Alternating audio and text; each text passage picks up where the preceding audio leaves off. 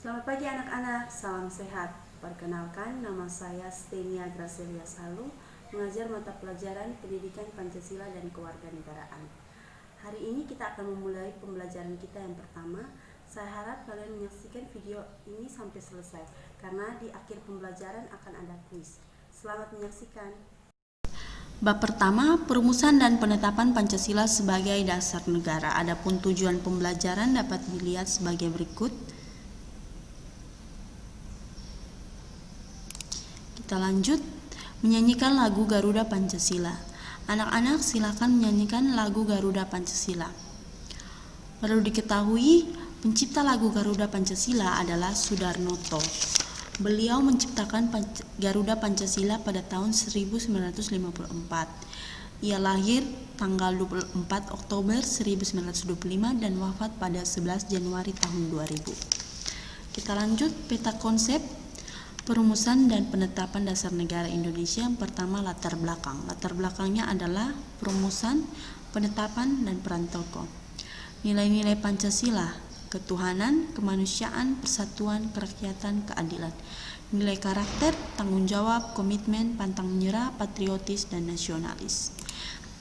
Kita lanjut, sejarah perumusan Pancasila sebagai dasar negara. Jadi pertama itu pada tanggal 8 Maret 1945 Indonesia menjadi wilayah pendudukan Jepang setelah Belanda menyerah di Kalijati, Subang, Jawa Barat. Nah, kedatangan Jepang semula ini disangka baik oleh bangsa Indonesia. Banyak semboyan yang dikumandangkan oleh Jepang seperti Jepang Pelindung Asia, Jepang Pemimpin Asia, dan juga Jepang Cahaya Asia untuk menarik simpati bangsa Indonesia. Kenyataannya tidak demikian. Jadi bangsa Jepang tidak berbeda jauh dengan Belanda. Mereka datang untuk meneruskan penjajahan atas bangsa Indonesia. Namun kemenangan Jepang di Asia ini tidak bertahan lama. Pihak sekutu, dalam hal ini Inggris, Amerika Serikat, dan Belanda, melakukan serangan balasan dalam Perang Timur Raya pada tahun 1945. Jadi menyebabkan kedudukan Jepang di Indonesia ini semakin terdesak. Jepang kemudian melakukan berbagai upaya untuk menarik simpati bangsa Indonesia, salah satunya dengan memberikan janji kemerdekaan bagi bangsa Indonesia. Jadi tindakan tersebut pada tanggal 1 Maret 1945 diumumkanlah pembentukan Dokuritsu Junbis Joksokai, atau dalam bahasa Indonesianya adalah Badan Penyelidik Usaha-usaha Persiapan Kemerdekaan Indonesia, sebagai janji kemerdekaan dari Jepang. Nah, BPUPKI sendiri ini mengadakan sidang sebanyak 2 kali. Sidang pertama itu pada tanggal 29 Mei sampai dengan 1 Juni. Jadi dalam sidang ini 1 Juni 1945. Jadi dalam sidang ini membahas tentang dasar negara. Ketua sidangnya sendiri adalah Kanjeng Raden Tumenggung Rajiman Widyodiningrat. Ini adalah gambarnya. Jadi dia selaku ketua sidang menyatakan bahwa perlu suatunya dasar negara. Nah, dalam sidang tersebut ada beberapa anggota sidang yang menyampaikan pendapatnya tentang rumusan dasar negara.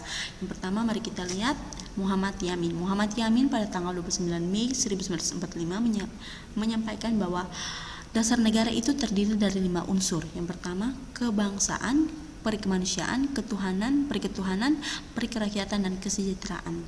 Setelah Muhammad Yamin, tokoh kedua adalah Mr. Supomo. Jadi pada tanggal 31 Mei 1945 Supomo menyampaikan pidatonya tentang dasar negara. Dia berpidato bahwa 5 unsur dasar yang akan merdeka. Yang pertama, persatuan, kekeluargaan, keseimbangan lahir dan batin, keadilan rakyat, dan musyawarah.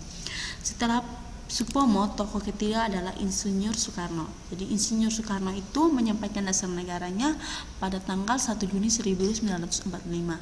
Dia menyampaikan bahwa 5 unsur landasan kemerdekaan itu sebagai berikut: nasionalisme dan kebangsaan Indonesia, internasionalisme dan perikemanusiaan, mufakat atau demokrasi, kesejahteraan sosial, dan ketuhanan yang Maha Esa.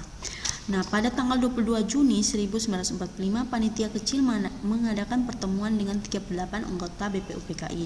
Jadi dalam pertemuan tersebut menghasilkan kesepakatan untuk membentuk panitia 9. Nah, panitia 9 ini diketuai oleh Insinyur Soekarno dengan anggotanya adalah Muhammad Yamin, Muhammad Hatta, A.A. Maramis, Raden Abi Kusno Cokrojoso, Abdul Kahar, Haji Agus Salim, Kiai Haji Wahid, dan Mr. Ahmad. Nah, tugas panitia 9 ini adalah menyusun rancangan pembukaan Undang-Undang Dasar. Jadi rancangan pembukaan Undang-Undang Dasar ini dengan kata lain disebut Mukadimah. Nah, rancangan pembukaan Undang-Undang Dasar yang sudah jadi kemudian oleh Muhammad Yamin diberi nama Piagam Jakarta. Nah, kemudian pada sidang kedua BPUPKI pada tanggal 10 sampai 17 Juli 1945 menghasilkan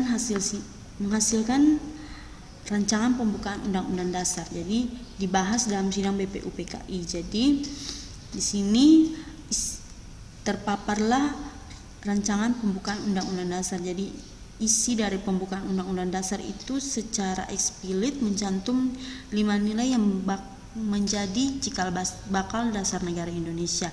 5 nilai tersebut yang pertama, ketuhanan dengan kewajiban menjalankan syariat Islam bagi pemeluk-pemeluknya, kemanusiaan yang adil dan beradab, persatuan Indonesia, kerakyatan yang dipimpin oleh hikmat kebijaksanaan dalam permusyawaratan perwakilan, dan keadilan sosial bagi seluruh rakyat Indonesia.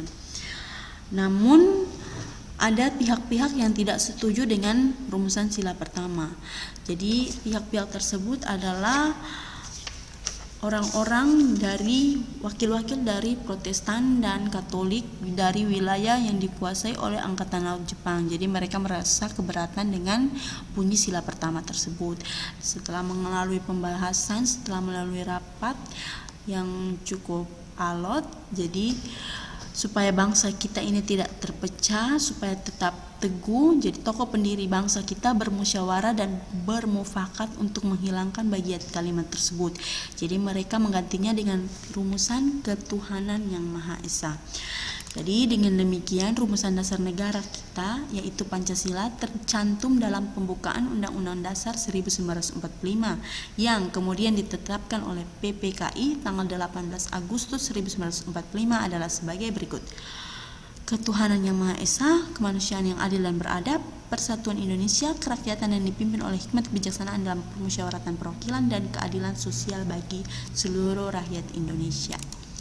Demikian pertemuan kita kali ini, sampai bertemu pada minggu depan.